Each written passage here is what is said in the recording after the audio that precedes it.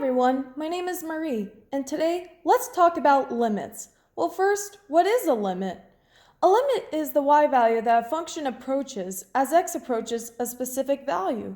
The word approaches will be very important, and limits help with determining other calculus-based concepts such as continuity, derivatives, and differentiability. Imagine an x-y intercept graph drawn. If there's a point of a particular place that my friend and I want to meet, we will approach that place at a particular y value. If I approach from the left side of 1, I will approach 2.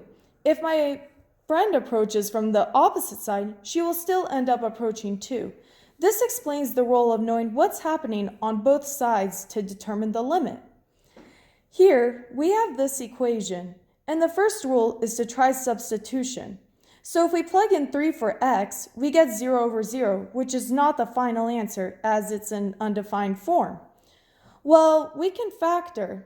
As you can see, x minus 3 gets canceled, and if we plug back in 3 to the resulting function, we end up with a limit of 5 over 9. Let's look at this graph. Let's start off by looking at x approaching -2. We can see a gap between two values, which tells us that this is a jump discontinuity. From the left, the limit is 1, and from the right, it's 4. Therefore, there's no limit, but we can have a function value of 1 at x equals -2. Let's look at 2.